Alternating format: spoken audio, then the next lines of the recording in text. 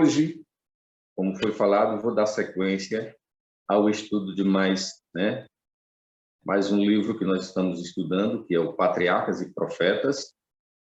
E hoje vamos falar sobre o capítulo 2, que vem trazendo um relato interessante e maravilhoso, né? Eu digo assim que é a base de tudo. Vem falando da criação de Deus, né? A criação de Deus. De como tudo saiu das mãos de Deus, como tudo, no princípio era maravilhoso, da perfeição, que saiu das mãos de Deus. E a serva do Senhor, ela vem trazendo assim mais detalhes, sobre a criação de Deus, para que a gente compreenda melhor, Para que a gente compreenda melhor.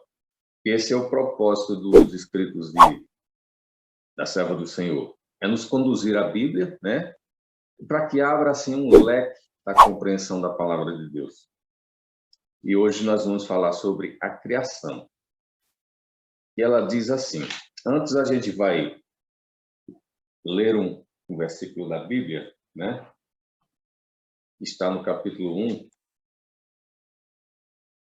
no versículo 1, bem conhecido esse versículo, que diz assim, no princípio criou Deus os céus e a terra, No princípio criou Deus os céus e a terra. Se a gente continuar a leitura, a gente vai perceber a criação de Deus passo a passo, A cada dia, durante 6 dias, a criação de Deus de todas as coisas, Como a gente sabe, no princípio ele criou a luz, depois fez separação do firmamento, depois ele criou terra seca, fez separação de mares, E a gente já conhece esse passo a passo que Deus criou. O certo mesmo é que, como diz aqui, mediante a palavra do Senhor foram feitos os céus e os corpos celestes, pelo sopro de sua boca. Pois ele falou e tudo se fez, e ordenou e tudo surgiu.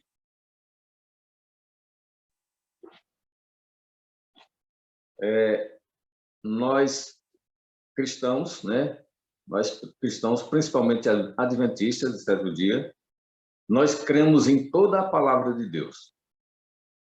E, consequentemente, por crer em toda a palavra de Deus, nós acreditamos de maneira literal, no relato bíblico de que Deus é criador.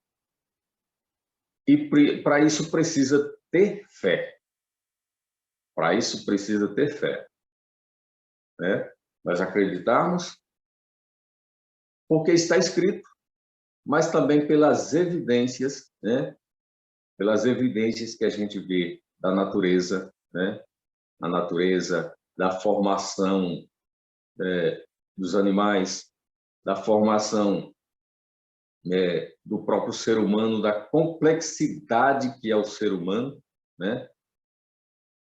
Porque as pessoas, como a gente sabe, existe um movimento muito grande sobre essa questão de que tudo surgiu do nada, Aí fica difícil de crer como é que o nada consegue fazer algo tão perfeito, que é a complexidade do próprio ser humano. Até hoje, cientista nenhum, conseguiu explicar totalmente, a complexidade que é o ser humano. O corpo humano. Ninguém conseguiu explicar. Por quê?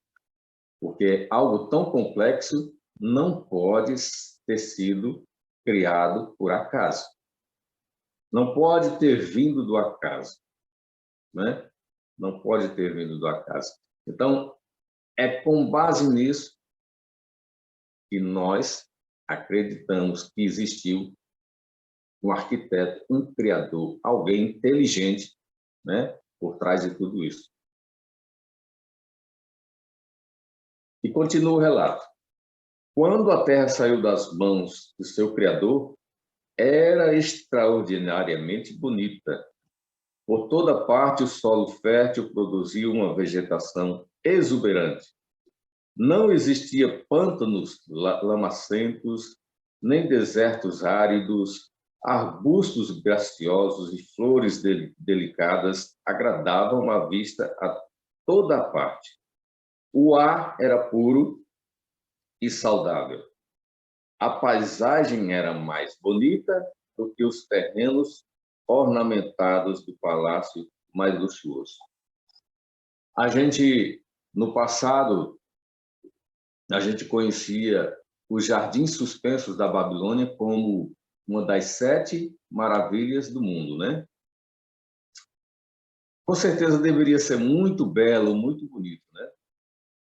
E foram coisas arquitetadas, produzidas pelo homem. E as pessoas se maravilhavam com isso, né? Os jardins suspensos da Babilônia. É tanto que tornou-se uma das 7 maravilhas. Mas isso não se compara à Terra quando ela foi criada pelo nosso Deus. Não chega nem próximo, nem perto, né? E com isso nós compreendemos a grandiosidade, a beleza, a perfeição, né, com que Deus criou todas as coisas. Depois que a Terra foi chamada à existência, repleta de todo tipo de vida animal e vegetal, o homem, a obra-prima do Criador, entrou em cena. Vejam só, a obra-prima do Criador. Imagine você, as pessoas elas têm aquela habilidade de fazer aquele bolo bem bonito, né? Depois cobra aquele bolo com chantilly e tudo mais, deixa bacaninho, bonito. Aí quem gosta de bolo aí? Quem é que gosta?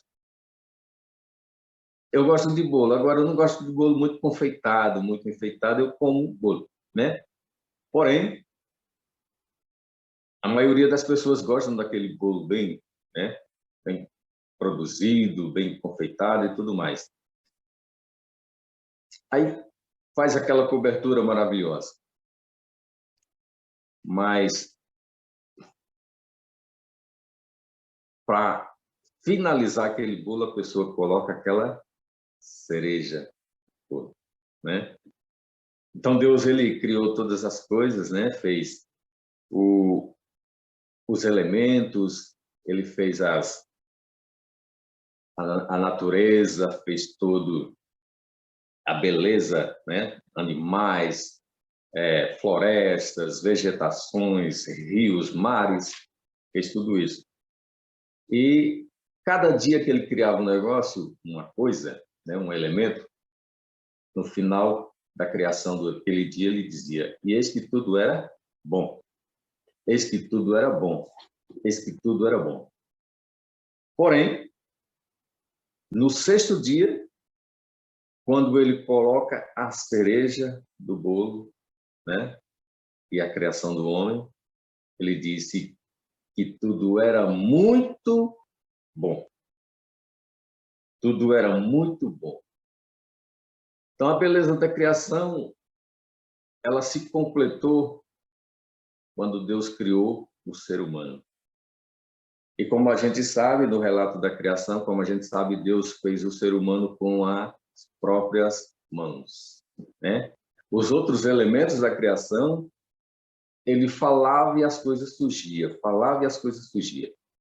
Porém, o homem, ele teve o cuidado e o carinho de tocar e criar com suas próprias mãos.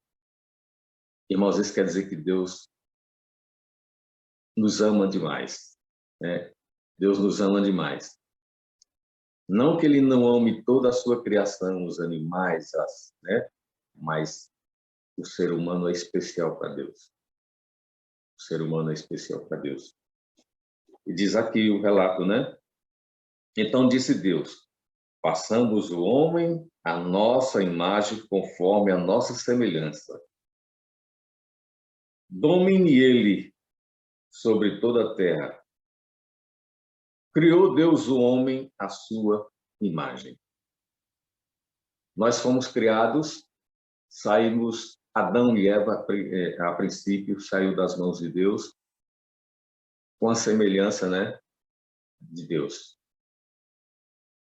A semelhança do Criador.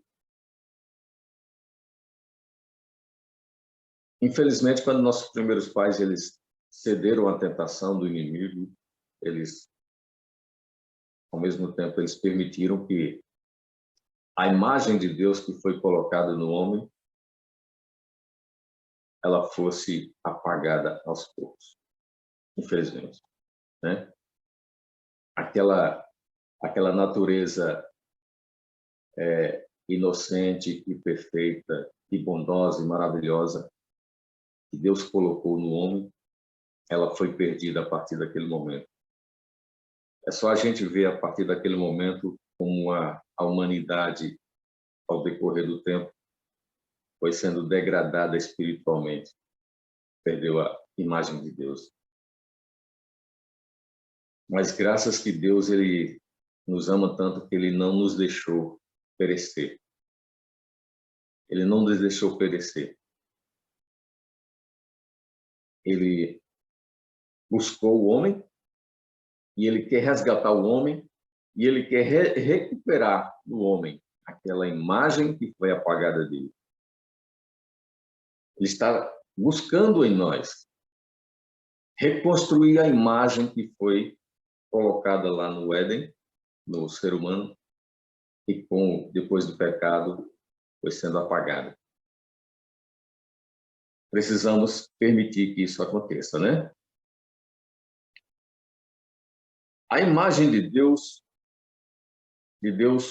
o criou, e homem e mulher os criou. De uma forma bem clara, estabelecida, a origem da raça humana. Deus nos criou à sua imagem. Não há razão para supor que evoluímos por meio de elementos, né? Graus de desenvolvimento a partir das formas inferiores da vida animal ou vegetal. A palavra inspirada descreve a origem da nossa raça, não como estando relacionado ao desenvolvimento de uma linhagem de germes, moluscos e quadrúpedes, mas o grande Criador, embora tendo sido formado do pó, Adão era filho de Deus. Adão era filho de Deus. Adão foi criado por Deus, né? Diferente do que é levantado aí por uma corrente muito forte de que o homem ele veio de uma ameba, o homem veio de uma forma inferior de vida, o homem foi criado por acaso, o homem veio do macaco. Isso são ideias que são levantadas. E eu gostaria de deixar um parêntese que nas escolas é isso que é ensinado para os nossos filhos. Não é à toa que, vejam só, o inimigo ele é astuto, né? Ele é astuto, ele é sagaz, ele não deixa, né, a criação de Deus em paz. E não é à toa que nas escolas é ensinado, é feita uma espécie de lavagem cerebral na cabeça dos nossos jovens sobre essa questão de ensinar que o homem ele evoluiu de um macaco, o homem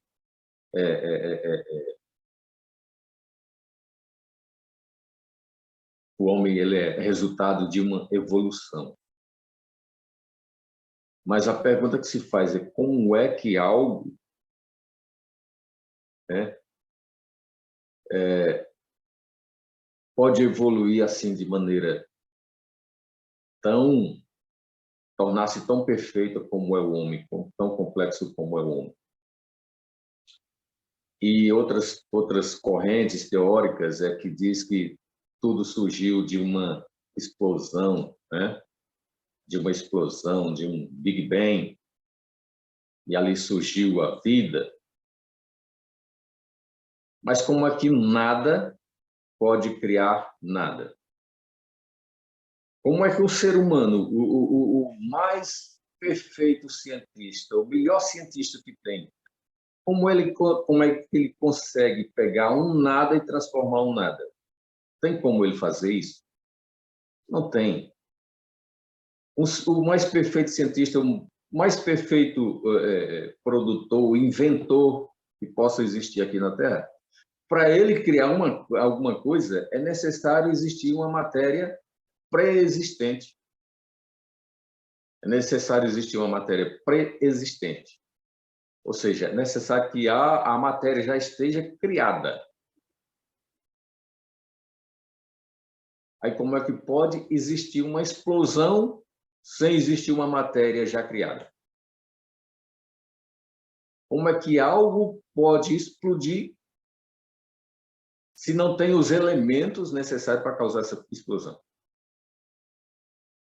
Então, se nós cristãos adventistas, que nós cremos em todo relato bíblico, temos fé, para eu crer numa teoria dessa é necessário eu ter uma fé maior do que a fé dos adventistas.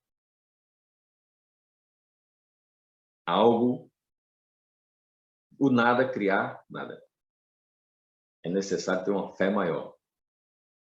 Então, quem crê nessas coisas não admite, mas é necessário existir muita fé para que essas coisas aconteçam. Né? E vamos prosseguir o relato. Aqui vem falando do primeiro casamento. Né? Depois da criação de Adão, o Senhor Deus declarou: não é bom que o homem esteja só. Farei para ele alguém que o auxilie e lhe corresponda. Gênesis 2:18. Gênesis 2:18. Vamos ver o que é que diz aqui. Primeiro, 1:27 diz assim: Deus criou, pois, o homem, a sua imagem, a imagem de Deus criou. Homem e mulher os criou. Mas o capítulo 2, ele traz um detalhe, né? Porque a Bíblia é desse jeito, ela traz um relato bíblico, e mais na frente ela explica esse relato bíblico, dá mais detalhe. E aqui diz assim, no versículo 18 do capítulo 2 de Gênesis: Disse mais o Senhor Deus: não é bom que o homem esteja só. Far-lhe-ei uma auxiliadora que lhe seja idônea. Far-lhe-ei uma auxiliadora que lhe seja idônea. Então, no sexto dia da criação, quando Deus criou, terminou a criação dos vegetais, dos animais, ele também criou o homem, né? Como foi relatado pelas suas próprias mãos. Mas ele disse: não é bom que o homem esteja só. Far-lhe-ei uma auxiliadora. Auxiliadora. Então Deus, o relato diz que Deus fez com que Adão ele dormisse, né? Um sono profundo, e Deus arrancou uma costela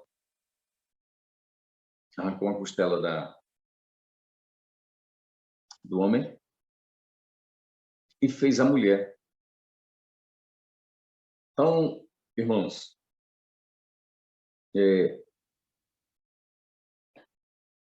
nós temos no relato bíblico bem claro que Deus ele fez o casamento, ele criou o casamento, né? É outra instituição que ele criou desde o princípio, casamento. Entre homem e mulher, né? Entre homem e mulher, o casal que nós consideramos, chamamos hoje de heterossexual, né? Entre homem e mulher. E ele disse assim: uma ajudadora, uma auxiliadora. Alguém que está ao seu lado, alguém que iria caminhar junto com um homem, com seu esposo, alguém que seria participante, né, das lutas, seria participante das batalhas, das lutas que iria enfrentar. Né?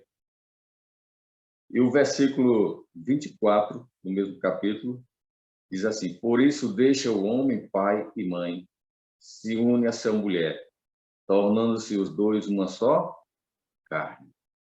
Né? Se a gente ler aqui o relato da irmã, White,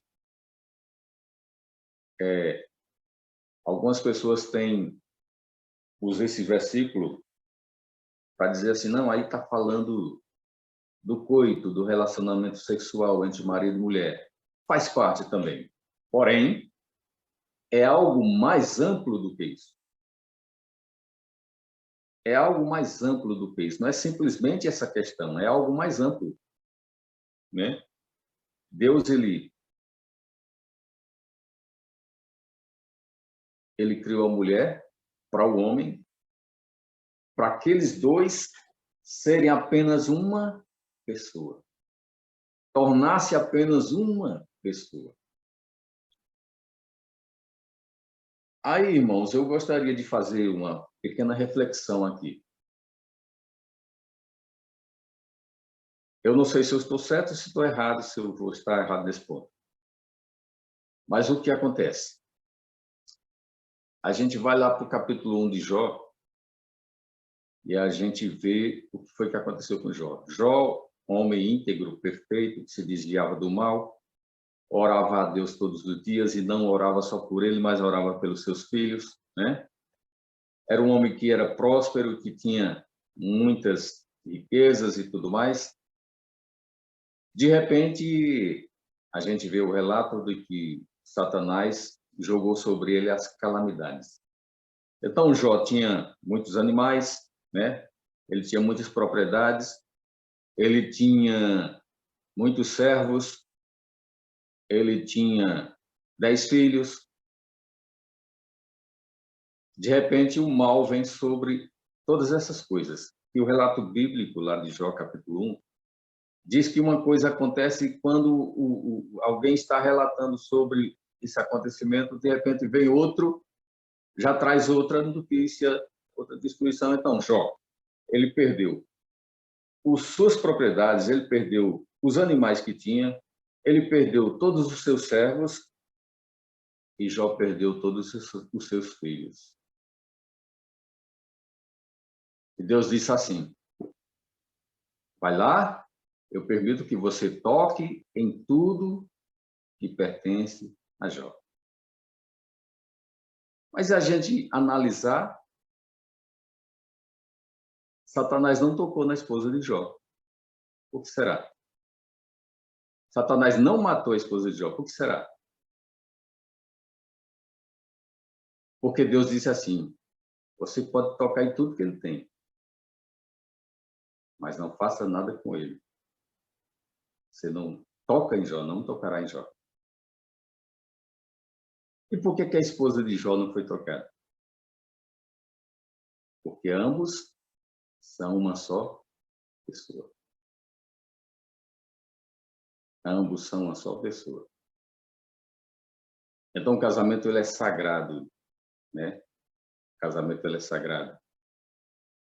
E o casal, eles são uma só pessoa. É por isso que não pode haver individualismo entre o casal. Não pode existir. Infelizmente, existe essa influência do mundo sobre os casais, até mesmo casais cristãos.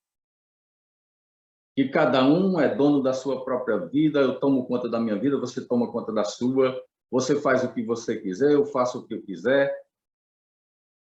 Mas não é assim. As decisões elas têm que ser tomadas de maneira pensada e unidas,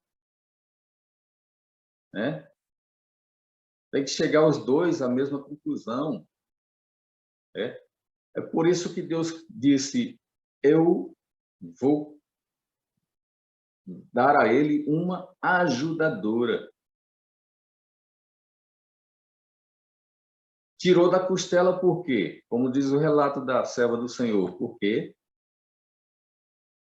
se fosse da cabeça, seria superior ao homem. Se fosse do pé, né, seria pisado pelo homem, mas não, do lado, porque ambos caminhariam juntos, ambos teriam o mesmo pensamento, ambos tomariam decisões juntos, unidos, né? Infelizmente, a influência do mundo hoje tem atrapalhado muitos casais. O pensamento do mundo tem atrapalhado muitos casais, né? E aqui a serva do Senhor continua.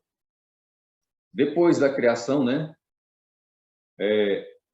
Deus deu a Adão uma companheira que lhe correspondesse, que poderia ser uma com ele. Olha, uma com ele. Em amor, simpatia. Eva foi criada de uma costela tirada do lado de Adão. Ela não deveria dominar com a cabeça, nem ser pisada sob seus pés, como se fosse inferior, mas deveria estar ao seu lado, como sua igual, amada e protegida por ele. Ela era o seu segundo eu, mostrando isso a união íntima que deveria existir nesse relacionamento. Então tem que existir união no relacionamento. Ambos têm que ter respeito uns pelos outros. As decisões têm que ser tomadas juntas, né? Para que realmente haja harmonia no casal. Para que realmente haja harmonia no casal. Irmãos, e continua o relato, né, da criação. Depois que Deus criou todas as coisas, né? Depois que Deus criou todas as coisas, inclusive o homem,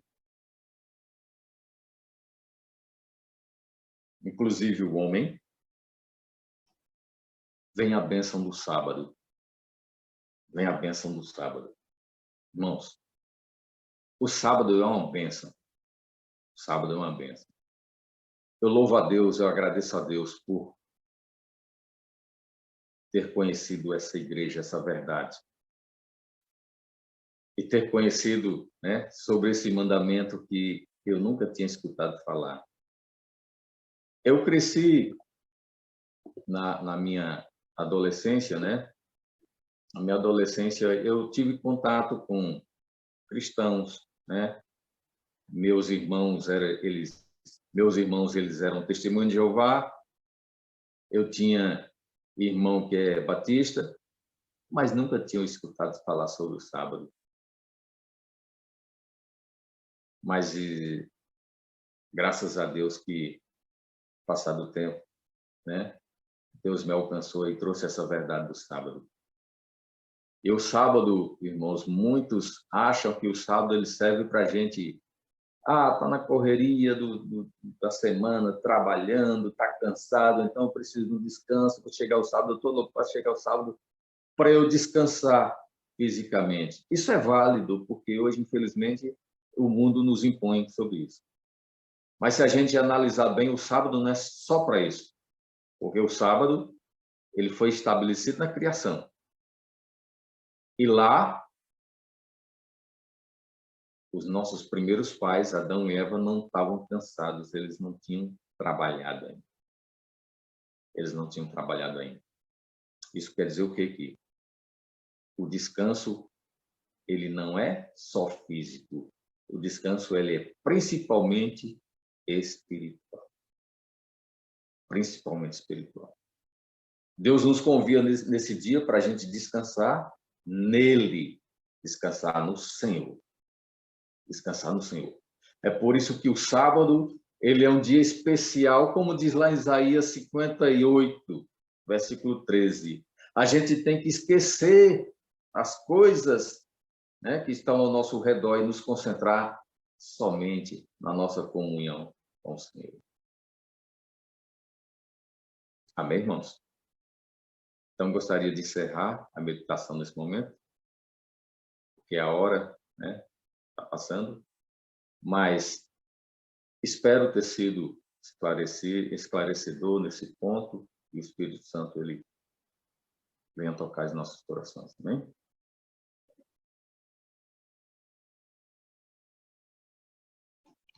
Vamos orar ao nosso Deus.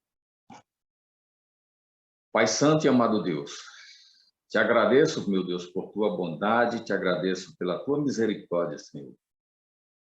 A tua imagem que foi colocada em nós, lá do jardim do Éden, ela tem sido desfigurada pelo pecado, Pai. Mas entendo que através de Cristo, do sacrifício de Cristo, essa imagem ela está sendo recuperada. E cada filho teu, Senhor, que submete a tua vontade, ele está passando por esse processo, Senhor. Breve, breve, Senhor. A tua criação que foi profanada e foi destruída pelo pecado será restaurada novamente. Essa é a nossa esperança. E que todos nós seremos restaurados. Aí sim teremos verdadeiramente uma comunhão plena contigo. Nós descansaremos eternamente em ti. Peço as tuas bênçãos sobre todos os teus filhos que estão nessa manhã participando desse grupo de oração. E aqueles também que não podem, não estão, que o Senhor venha abençoá-los. Fica conosco nesse restante dia, é o que eu te peço em nome de Jesus.